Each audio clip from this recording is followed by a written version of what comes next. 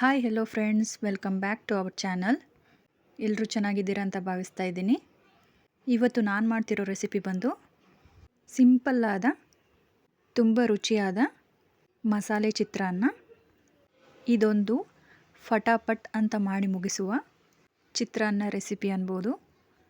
ಈ ರೆಸಿಪಿ ಚಿಕ್ಕವರಿಂದ ಹಿಡಿದು ದೊಡ್ಡೋರವರೆಗೂ ಎಲ್ಲರಿಗೂ ಇಷ್ಟ ಆಗುವಂಥ ರೆಸಿಪಿ. ಬನ್ನಿ ತಡ ಮಾಡ್ದೇ ರೆಸಿಪಿ ಸ್ಟಾರ್ಟ್ ಮಾಡೋಣ. ಮೊದಲಿಗೆ ನಾನು ಒಂದು ಮಿಕ್ಸಿ ಜಾರಲ್ಲಿ ಕೊತ್ತಂಬರಿ ಸೊಪ್ಪನ್ನು ಹಾಕ್ತಾಯಿದ್ದೀನಿ. ನಂತರ ನಾನು ಸ್ವಲ್ಪ ಶುಂಠಿಯನ್ನು ಕೂಡ ಹಾಕ್ಕೊತಾ ಇದ್ದೀನಿ. ನಂತರ ಬೆಳ್ಳುಳ್ಳಿಯನ್ನು ಹಾಕ್ಕೊತಾ ಇದ್ದೀನಿ. ಬೆಳ್ಳುಳ್ಳಿನ ಜಾಸ್ತಿನೂ ಹಾಕ್ಕೊಬೋದು. ಬೆಳ್ಳುಳ್ಳಿ ಜಾಸ್ತಿ ಹಾಕೋದ್ರಿಂದ ಘಮ ಚೆನ್ನಾಗಿರುತ್ತೆ. ಇದನ್ನೆಲ್ಲನೂ ತರಿಯಾಗಿ ಪೇಸ್ಟ್ ಮಾಡ್ಕೊಳ್ಳೋಣ. ನೋಡಿ, ಈ ರೀತಿ ಪೇಸ್ಟ್ ಮಾಡಿದ್ದೀನಿ ನಾನು. ಇವಾಗ ನಾನು ಒಂದು ಪಾತ್ರೆನ ಬಿಸಿ ಮಾಡಿಕೊಂಡು ಅದಕ್ಕೆ 2ರಿಂದ 3 ಟೀ ಸ್ಪೂನಷ್ಟು ಎಣ್ಣೆನ ಹಾಕ್ಕೊತಾ ಇದ್ದೀನಿ. ಎಣ್ಣೆ ಬಿಸಿ ಆದಮೇಲೆ ಇದಕ್ಕೆ ನಾನು ಸಾಸಿವೆನ ಹಾಕ್ಕೊತಾ ಇದ್ದೀನಿ.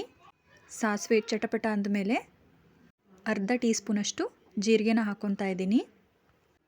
ಇಲ್ಲಿ ನಾನು ಕಡಲೆ ಬೀಜ ಎತ್ಕೊಂಡಿದ್ದೀನಿ. ಇದನ್ನು ನಾವು ಕ್ರಿಸ್ಪಿ ಆಗೋವರೆಗೂ ಫ್ರೈ ಮಾಡ್ಕೊಳ್ಳೋಣ. ಈ ಕಡಲೆ ಬೀಜ ಫ್ರೈ ಆದಮೇಲೆ ನಾನು ಇದಕ್ಕೆ 2 ಟೀ ಸ್ಪೂನಷ್ಟು ಉದ್ದಿನ ಬೇಳೆನ ಹಾಕ್ಕೊತಾ ಇದ್ದೀನಿ. ಇದನ್ನು ಫ್ರೈ ಮಾಡ್ಕೊಳ್ಳೋಣ.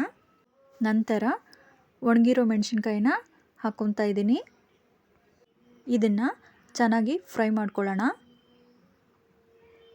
ನೋಡಿ, ನಾನು ಈ ರೀತಿ ಫ್ರೈ ಮಾಡ್ಕೊತಾ ಇದ್ದೀನಿ.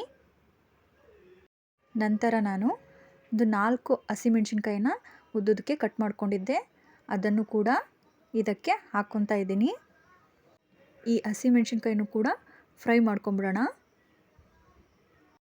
ಇಲ್ಲಿ ನಾನು ಗೋಡಂಬಿನ ಹಾಕ್ಕೊತಾ ಇದ್ದೀನಿ. ಇದು ನಿಮಗೆ ಆಪ್ಷನಲ್ಲು, ಬೇಕಿದ್ದರೆ ಹಾಕ್ಕೊಬೋದು, ಇಲ್ಲ ಸ್ಕಿಪ್ ಮಾಡ್ಬೋದು. ಇದನ್ನೆಲ್ಲದನ್ನು ಚೆನ್ನಾಗಿ ಫ್ರೈ ಮಾಡ್ಕೊಳ್ಳೋಣ. ಇದೆಲ್ಲನೂ ಫ್ರೈ ಆದಮೇಲೆ ನಾನು ಕರಿಬೇವನ್ನು ಹಾಕ್ಕೊತಾ ಇದ್ದೀನಿ. ನಂತರ ನಾನು ಪೇಸ್ಟ್ ರೆಡಿ ಮಾಡ್ಕೊಂಡಿದ್ದೆ ನೋಡಿ, ಅದನ್ನು ಕೂಡ ಹಾಕ್ಕೊತಾ ಇದ್ದೀನಿ.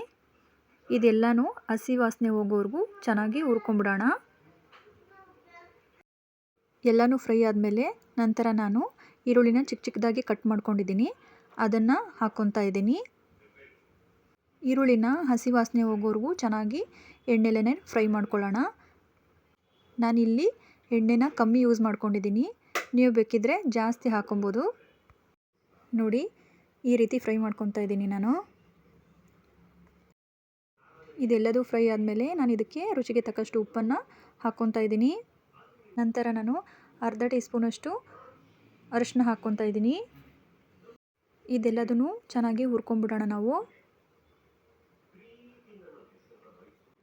ನೋಡಿ, ಈ ರೀತಿ ಚೆನ್ನಾಗಿ ಫ್ರೈ ಮಾಡ್ಕೊಳ್ಳೋಣ. ಇದೆಲ್ಲನೂ ಫ್ರೈ ಆದಮೇಲೆ ನಾನು ಅನ್ನ ಹಾಕ್ಕೊತಾ ಇದ್ದೀನಿ. ನೋಡಿ, ಈ ರೀತಿ ಹಾಕ್ಕೊತಾ ಇದ್ದೀನಿ. ಇದನ್ನು ಚೆನ್ನಾಗಿ ಮಿಕ್ಸ್ ಮಾಡ್ಕೊಂಬಿಡೋಣ. ನೋಡಿ, ಮಿಕ್ಸ್ ಆದಮೇಲೆ ಈ ರೀತಿ ಕಾಣ್ತಾ ಇದೆ. ಇದಕ್ಕೆ ನಾನು ಟೊಮೆಟೊ ಯೂಸ್ ಮಾಡಿಲ್ಲ. ಇದೆಲ್ಲನೂ ಚೆನ್ನಾಗಿ ಮಿಕ್ಸ್ ಆದಮೇಲೆ ನಾನು ಕೊನೆಯಲ್ಲಿ ನಿಂಬೆಹಣ್ಣಿನ ರಸನ ಹಾಕ್ಕೊತಾ ಇದ್ದೀನಿ. ಫೈನಲಿ ಮಸಾಲೆ ಚಿತ್ರಾನ್ನ ರೆಡಿ ಆಯಿತು. ಈ ರೆಸಿಪಿನ ತಪ್ಪದೆ ಮನೇಲಿ ಟ್ರೈ ಮಾಡಿ. ಹಾಗೆಯೇ ಈ ರೆಸಿಪಿ ನಿಮಗೆ ಇಷ್ಟ ಆಗಿದ್ದರೆ ಲೈಕ್, ಶೇರ್, ಕಮೆಂಟ್ ಮಾಡೋದನ್ನು ಮರಿಬೇಡಿ. ಹಾಗೆಯೇ ಸಬ್ಸ್ಕ್ರೈಬ್ ಮಾಡ್ಕೊಳ್ಳಿ, ನನ್ನ ಚಾನಲ್ಗೆ ಸಪೋರ್ಟ್ ಮಾಡಿ. Thank you for watching my channel.